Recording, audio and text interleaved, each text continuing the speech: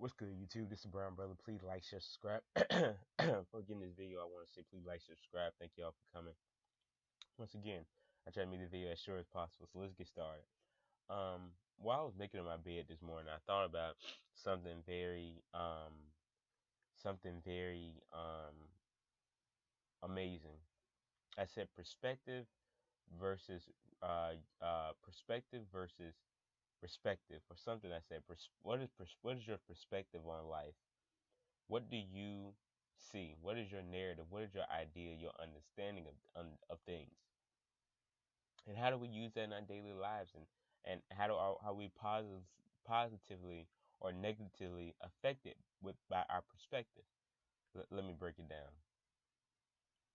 I was watching some videos last week that kind of disturbed me. And both African American men and women were on there saying how black men don't date this type of don't date, within their race and so forth and so on. And I was kind of like, what?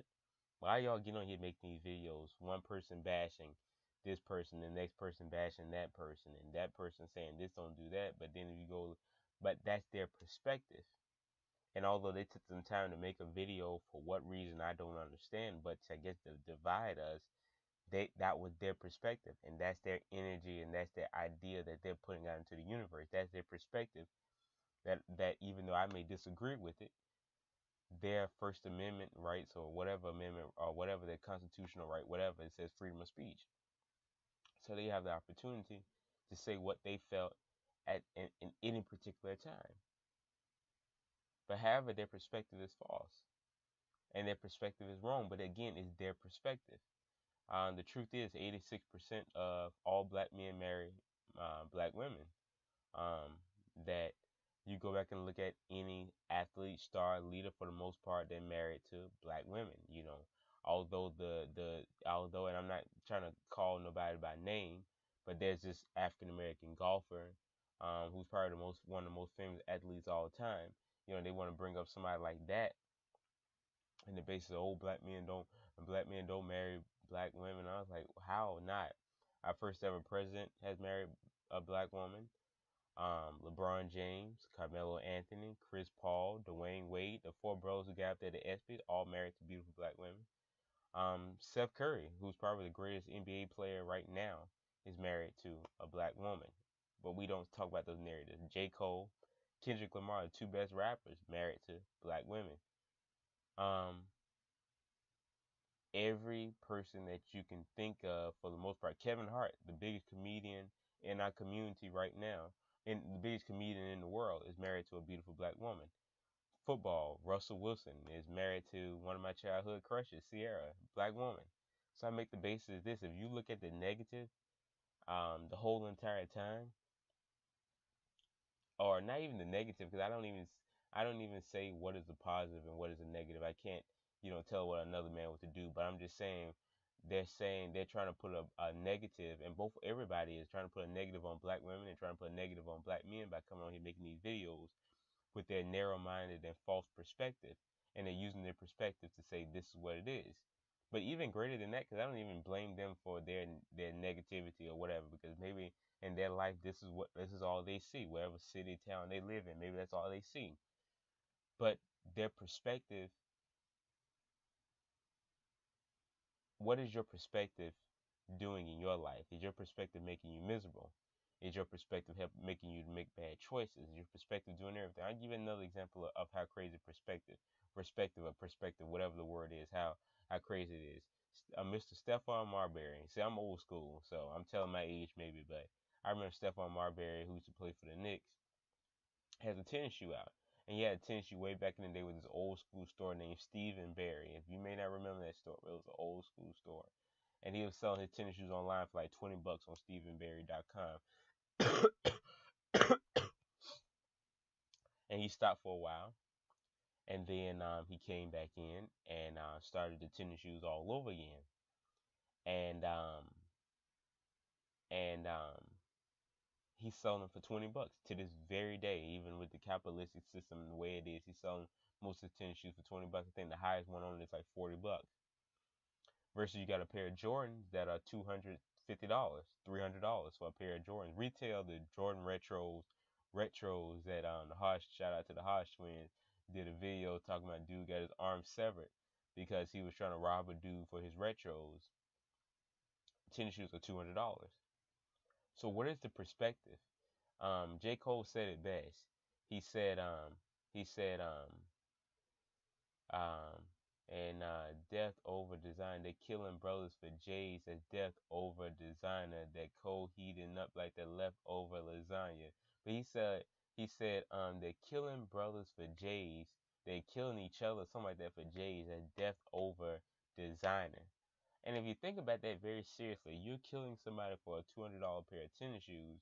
But to even think about it even more narrow, even think about it more critically, or to analyze it even more, you're killing somebody for $5.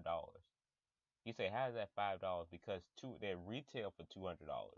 But you must understand that Stephon Marbury, who actually has a statue in China, is a huge fan base in China. His operation is in China, and he's saying that his distribution and marketplace is right across the street, or right around from where Jordan does a lot of his stuff. And he's saying we use the same materials, the same fabric. He said, come on, man, stop cheating the people. Wake up. Show them, that our things cost the same thing. Mine is $5, yours is $5. So to think the end of human life for something that cheap, because its perspective is that it's held on a pedestal. The perspective that many people hold is that it's, high up. Right now, on my chair, I just took the shirt off a few minutes ago. I had on a polo with a little horsey, a little tiny little emblem. The shirt probably cost $1 to make. I didn't pay nothing but $2-3 for it. Y'all know I don't pay nothing for my clothes. I already tell you I pay less than $5 for every shirt that I basically have in my closet. But somebody else paid that kind of money for it. And that little horsey. Another brother who married to a beautiful black woman is Jesse Williams, and his argument correlates directly with what I was saying. He said, "And we're dying. What he say? And they killed us, or something." He said something in the court. They killed us, or buried our body with their brands on us, and now we're dying in the street with still brands on us. And that little horsey right there, that little swish on the tennis shoe right there, that little Jumpman logo, automatically, from your perspective, make things okay. So much that kids are embarrassed because they hear, what are those? They can't wear a pair of Walmart tennis shoes. My um aunt grew up in the 70s, and she said, look at that right there. And I was saying, what? We were watching I can't remember what movie it was, but it was a movie based out of the 70s. It was a movie that was done a couple of years ago, but it was based out of the 70s. And she said, you see the shorts they wearing? I said, yeah. I said, what about them? I said, they all ripped up at the seams and stuff. He said, yeah. Cause she said, when your jeans got too short, you cut them at the knee and you made shorts out of them. And nobody laughed and talked about it. When your jeans got ripped up, you took them home. Your mother put a patch on them, and you went right back out there in the street and you played. Because it was never about brands. Because we had gotten over being branded, and now we're right back to being brands. But you're sitting here laughing at this person, or putting this person down, or excluding that person, because your perspective is so small that you think that by you having a logo on and by you paying money for an item, that it automatically equates to more value, when actually it doesn't. Because that same polo shirt is like $5, and they took a little stitching and they put a price tag on, or whatever it was. It's 20 times more expensive for you as the consumer to buy it, for them as the maker to make it. And just because they built a brand, automatically is a value. That tennis shoe only took $5 to make, whether you get Jordan or you get Marbury. But because the little Jumpman logo is on it and the little stitching is on it, you put it on a pedestal, and the price is high because your perspective is it's a value. They call the term fool's gold, because they used to go out there and search for gold that had no value, that is basically dull rocks that have a golden coat. Ooh, let me say that again, because see, you missed it. See, if you don't listen, you'll miss it. They're dull rocks, the same rocks that are anywhere else. A rock on the street is don't even have a price tag on it because it's so abundant. Any rock, just a little rock, not that you can get off the ground, a pebble or whatever. But because it has a little gold coating on it, that's not even real gold. You think it's full gold. You actually have a rock. You have a piece of coal. When you bad for Christmas, you have a piece of gold, and you think that is the value. People kill each other, and I'm just not talking about communities. I'm just talking about as a whole, all over the world. People kill each other for diamonds, but diamonds are nothing.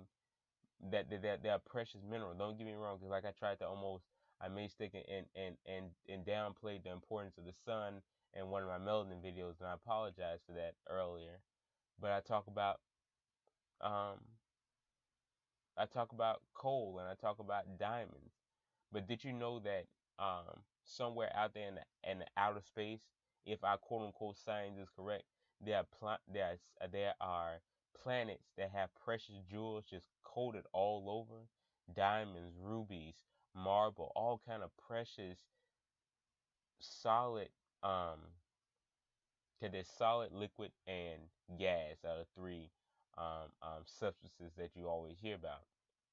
But that the process of whatever it may be, of biology, of whatever, can you believe that there are actually beautiful quote unquote valuable riches here? It almost reminds me of the episode of Star Trek where they went to the planet with diamonds and rubies and all that just growing all over in abundance, because at a particular moment this is what being marketed to us, or maybe it's such scarce in number, this is what's seen as precious, this is what's seen as beautiful. So our perspective then channels that.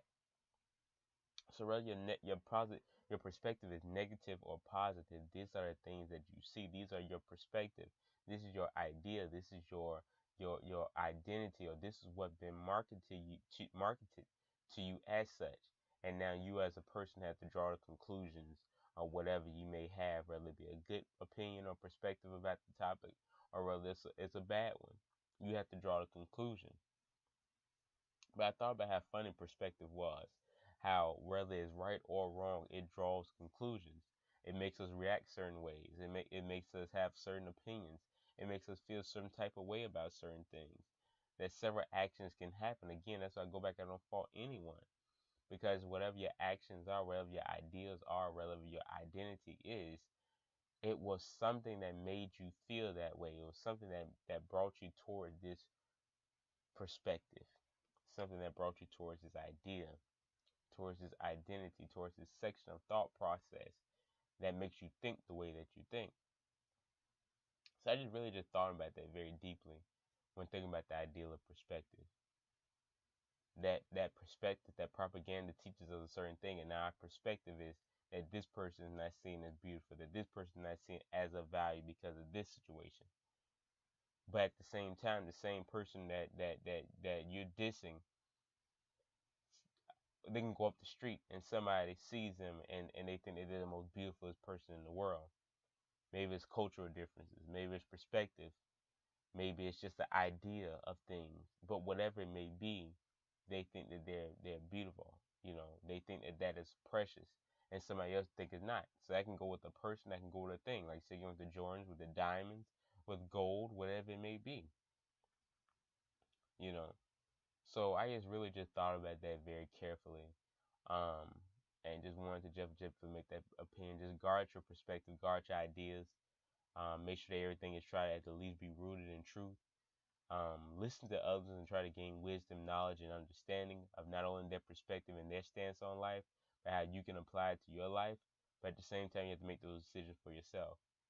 And your perspective in everyday life should be to find the positive in everything, and to not listen to the negativity. Because again, we are in Kendrick Lamar said it best, something about the fourth dimension. I don't know about all of that stuff. I'm still kind of studying that, so I don't want to I don't want to blow the top off this whole video by saying anything like that. But at the very least, what I can tell you, we're in the sixth state, and us being black people with our hair and with our melanin and everything, our ultimate goal is to be of nine status, to be of supreme knowledge and wisdom of ourselves, to love ourselves and know our own culture.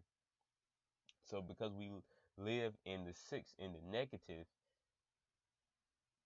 we gravitate towards these things automatically. No matter how holy, how high roller you say you are, no matter how disciplined, no matter how militant, no matter how quote unquote conscious you are, we gravitate toward those negatives. Cole said it best. He said this music is killing us, but it makes money. He said, "Yeah, I want to go protest or something." He said, "But Love and Hip Hop reunion is on, and I got something." You know what I'm saying? So all these things are here to distract us and keep us negative, but you must keep your perspective in a higher opinion, and you must strive to try to find the truth in every single thing and look at things without objective. Look at things without bias and look at things from what do you call it? What is it? Objective or unobjective? Whatever the correct term is. Look at things from a way of universal perspective and look at things from the top and try to figure things out. This is Brown Brother. Please like, subscribe. Hope everybody has a really great week. Peace and many blessings. I'm on to the next one. Peace.